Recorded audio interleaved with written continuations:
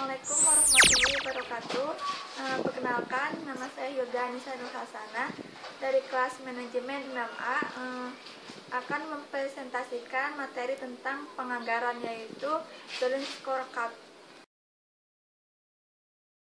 Balance scorecard, pemantauan dari waktu ke waktu terlihat bahwa sistem penyusunan anggaran dan penilaian kinerja manajemen yang hanya berbasis pada satu tolak ukur, yaitu tolak ukur keuangan saja. Pembuatan anggaran dan penilaian ukuran kinerja manajemen yang hanya mengandalkan kinerja keuangan yang jangka waktu pendek mengakibatkan eksekutif lebih memfokuskan pewujudan kinerja jangka pendek. Kinerja non keuangan juga perlu mendapatkan perhatian yang lebih banyak demi tercapainya tujuan jangka panjang perusahaan. Hubungan hidup dan usaha sebuah perusahaan dalam jangka panjang sangat dipengaruhi oleh faktor-faktor di luar harta berwujud tersebut. Oleh karena itu, diperlukan suatu metode penganggaran dan penilaian kinerja manajemen yang baru, yang mencakup perencanaan dan penilaian terhadap pengelolaan harta tak berwujud yang dimiliki perusahaan di samping harta berwujudnya. Berdasarkan kesadaran itulah, maka muncullah konsep yang bernama balance scorecard. Balance scorecard merupakan alat manajemen kontemporer untuk membuat anggaran kinerja, rencana kerja, dan penilaian kerja manajemen perusahaan yang mencakup aspek keuangan, pelanggan, proses bisnis, pembelajaran, dan pertumbuhan.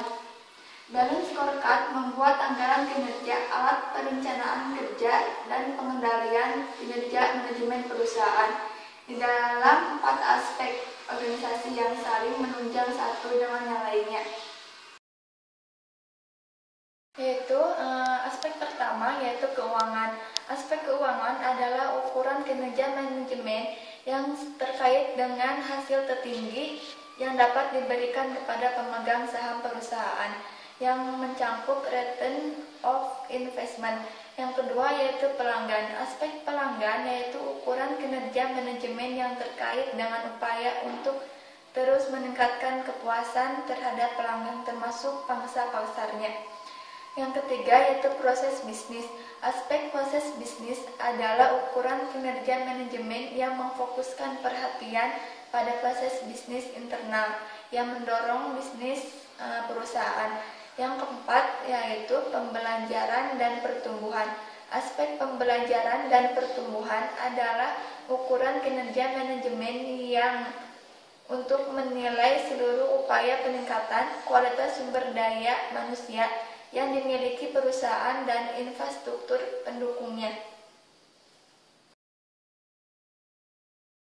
Dengan menggunakan 4 aspek tersebut sebagai alat perencanaan dan pengendalian kinerja manajemen, maka anggaran kinerja manajemen akan lebih komprehensif dibandingkan hanya dengan menggunakan satu aspek saja. Program pembelajaran dan pertumbuhan karyawan harus menjadi salah satu bagian penting dari rencana kerja dan penilaian kinerja manajemen. Program ini harus mampu menghasilkan karyawan berintegrasi tinggi di bidangnya. Karyawan yang kualitasnya meningkat akan menghasilkan proses bisnis internal yang prima. Karyawan yang kompeten di bidangnya akan menghasilkan pelayanan prima bagi pelanggan perusahaan. Proses bisnis internal yang prima akan mampu membuat pelanggan perusahaan menjadi pelanggan yang loyal kepada perusahaannya. Dan pelanggan yang loyal adalah sumber pendapatan perusahaan dalam jangka waktu panjang. Pendapatan yang diperoleh perusahaan dari pelanggan harus dikelola seefisien dan seefektif mungkin agar menghasilkan kinerja keuangan yang optimal bagi pemegang saham perusahaan.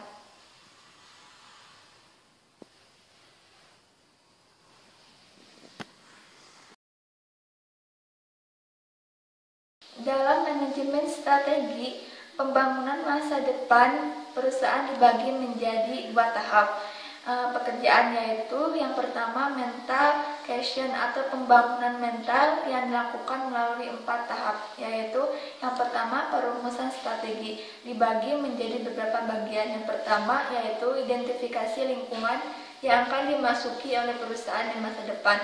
Yang kedua, penentuan visi, misi, kenyataan dasar, nilai dasar, dan tujuan. Ketiga, analisis SWOT. Keempat, analisis portofolio. Kelima, perumusan peluang dan masalah utama. Keenam, identifikasi dan evaluasi alternatif strategi. Ketujuh, perumusan strategi. Yang keduanya, perumusan strategi yaitu sasaran strategi, inisiatif strategi. Yang ke-C yaitu perumusan program, ke-D penganggaran. Kedua yaitu cycle creation, terbagi menjadi 2, yaitu implementasi dan pemantauan.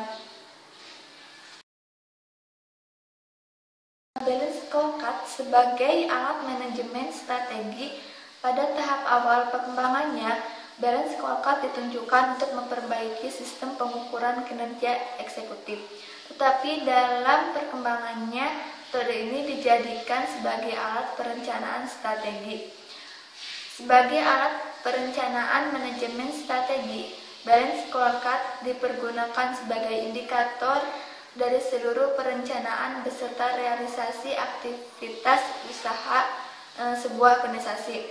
Balance scorecard sebagai alat perencanaan manajemen strategi harus mampu menjawab 4 pertanyaan utama berkaitan dengan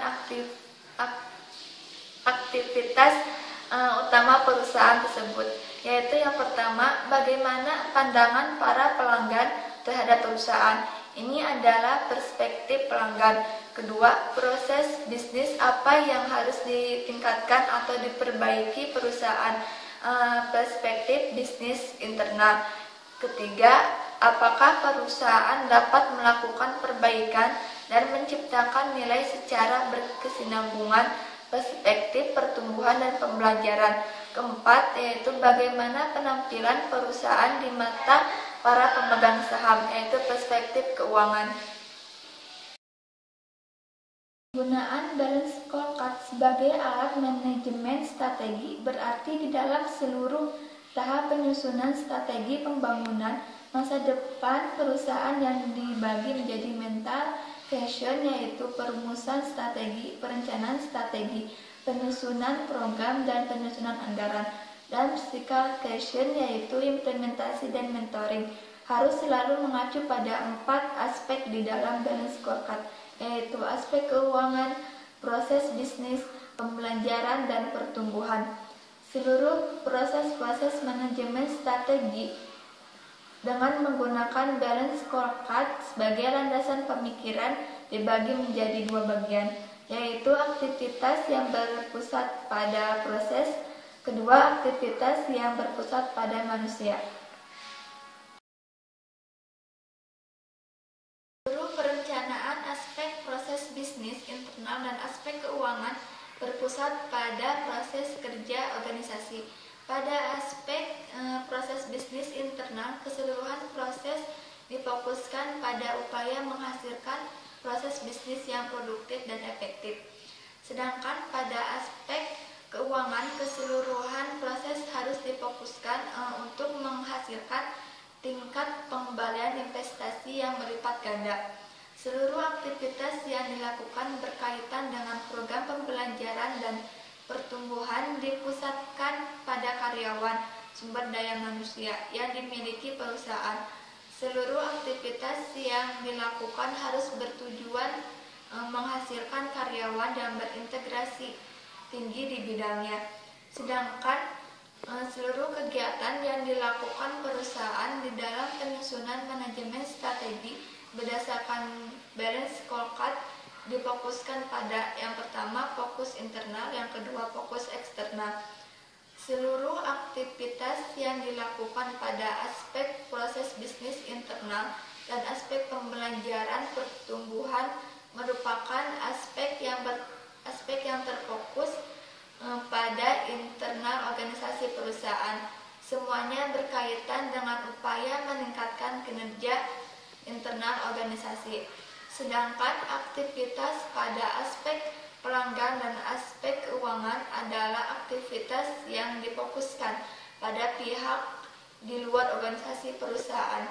Semua aktivitas pada aspek pelanggan difokuskan pada upaya memberikan nilai terbaik secara terus-menerus bagi pihak yang memberikan pendapatan bagi perusahaan. Sedangkan aktivitas pada aspek keuangan difokuskan pada upaya untuk memberikan tingkat pengembalian investasi yang berlipat ganda bagi pemegang saham perusahaan melalui berbagai aktivitas yang efisien dan efektif.